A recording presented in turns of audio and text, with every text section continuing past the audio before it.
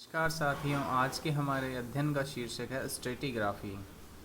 यह भूविज्ञान विषय के अंतर्गत बीएससी पार्ट द्वितीय के अंतर्गत थर्ड पेपर में आता है। आज इसकी पहली यूनिट का हम अध्ययन करेंगे। उससे पहले ये जानना जरूरी है स्ट्रेटिग्राफी क्या होती है। What is stratigraphy? Stratigraphy is the science of description, correlation and classification of strata in sedimentary rocks. जो स्ट्रेटिग्राफी है वह साइंस है किसका? Correlation and classification of strata का। अवसादी चट्टानों में जो स्ट्रेटा पाए जाते हैं, बेड्स पाए जाते हैं, उनके वर्गीकरण और सहसंबंध का अध्ययन किया जाता है इसके अंतर्गत। दूसरे शब्दों में हम कह सकते हैं भूवैज्ञानिक अतीत में निर्मित सेलों के क्रमबद्ध अध्ययन को स्थिर सेल विज्ञान कहते हैं। यानी भूवैज्ञानिक अतीत यानी प्राचीन काल में निर्मित सेलों के क्रमबद्ध अध्ययन को स्थिर सेल विज्ञान कहते हैं।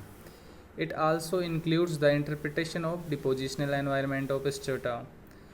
Particular environment of deposition का भी इसके अंतर्गत अध्ययन किया जाता है। जिस दौरान बेड्स का निर्माण हुआ था उस दौरान एनवायरनमेंट किस प्रकार का था, इसका अध्ययन स्ट्रेटिग्राफी में किया जाता है। स्थिर सेल विज्ञान पृथ्वी का वैज्ञानिक इतिहास है, अर्थात यह साइंटिफिक हिस्ट्री है अर्थ की। स्थिर सेल विज्ञान का प्रमुख उद्देश्य किसी स्थान विशेष के सेलों का अध्ययन कर वहाँ सेल अनुक्रम निर्धारित करना और उसकी कालगत व्याख्या करना है।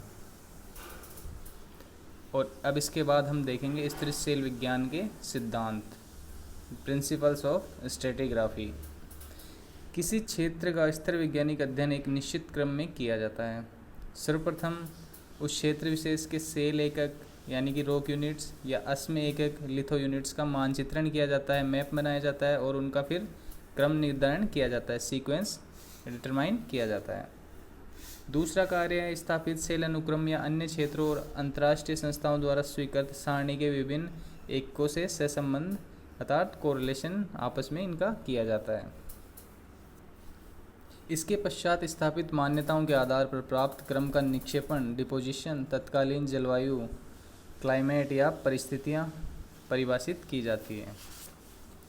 अंततः विभिन्न क्षेत्रों से प्राप्त सूचनाओं के आधार पर क्षेत्र विशेष और समूचे विश्व का पूरा भूगोल अर्थात पैलियोजियोग्राफी निर्धारित की जाती है। यह अध्ययन कुछ विशेष सिद्धांतों पर आधारित है। इन सिद्धांतों को स्थिर वैज्ञानिक स्थिर विन्यासिक सिद्धांत या स्ट्रेटिग्राफिक प्रिंसिपल हम कहते हैं। और इसके मेन प्रिंसिपल है स्ट्रेटिग्राफी के, जो पहला है लॉ ऑफ सुपरपोजिशन। इसके अंतर्गत क्या आता है? In a series of undisturbed beds a bed that overlies another bed is always younger. जो ऊपर पाया जाता है बेड सेडिमेंट्री सीक्वेंस में वह यंगर होता है नीचे वाले बेड से। The youngest bed will be at the top of sequence, और टॉप सीक्वेंस पे यंगेस्ट बेड का उपस्थिति होती है। इसके बाद आता है fossil content. William Smith in 1799 noticed that each of the sedimentary beds contain a particular set of fossil by which it can be identified। अर्थात पर्टिकुलर बेड में पर्टिकुलर सेट ऑफ फॉसिल पाया जाता है। डिफरेंट बेड में अलग अलग fossil पाए जा सकते हैं या एक ही प्रकार का फॉसिल पाया जाता है। ये विलियम स्मिथ ने 1799 में नोटिस किया। इसके बाद आता है लिथोलॉजिकल कैरेक्टर, अर्थात उसका रॉक कैरेक्टर क्या है बेड का। A sedimentary bed may be identified by its distinct lithological character, but as similar rock beds are known to occur in formation of widely different geological ages, the lithology is not much used for determining relative age। Stratigraphy में जो जीवाश्म होते हैं वो महत्वपूर्ण स्थान रखते हैं। इसके बारे में हम साधारण जानकारी ले लेते हैं। क्या होते हैं जीवाश्म? Fossils are remains or impressions of ancient animals and plants which have been preserved within sedimentary rocks। ये sedimentary rocks में पाए जाते हैं मुख्यतः, और प्राचीन काल में जो जीवित जंतु और पौधे थे उनके रिमेन्स ये और इम्प्रेशन ये होते हैं। और इनकी प्रिजर्वेशन की क्या कंडीशंस होती है वो भी देख लेते हैं।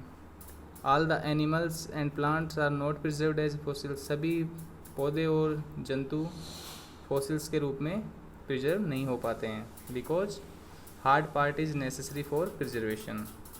The two most important conditions which favor the preservation of fossils are possession of hard parts and immediate burial।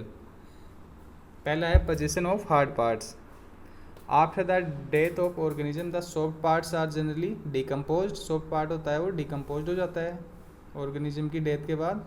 Therefore, animals like jellyfish and insects which are totally composed of soft parts are not preserved as fossil। जो jellyfish होते हैं और कुछ insects होते हैं वो soft part ही उनमें पाया जाता है, मुख्यतः वो फॉसिल के रूप में परिलक्षित नहीं हो सकते। The animal which पजेज hard skeleton have better chance of being converted into fossil. जो हार्ड स्केलेटन होता है वो फॉसिल के रूप में प्रिजर्व होते हैं। Immediate burial, if the animals and plants are not buried quickly after death they are likely to be destroyed by chemical decay and other agency of erosion।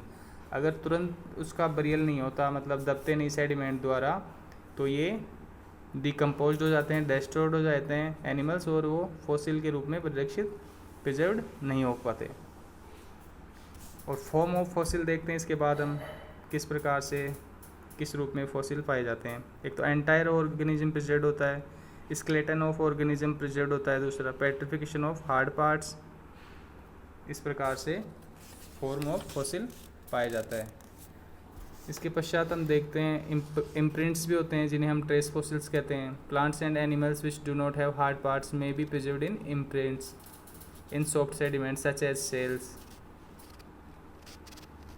Use क्या है फॉसिल्स का ये देखते हैं। The fossils are commonly used for correlating the strata and determining their relative as.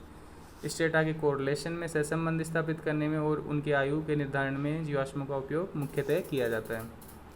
Fossil indicate whether the rock is a fresh water deposit और marine deposit. Fossil यह भी निर्धारित करते हैं कि जो सेडिमेंट्री रॉक है वो मेराइन डिपॉजिट की है या फ्रेश वाटर डिपॉजिट की है। Fossils give information about the climate of the time in which they lived.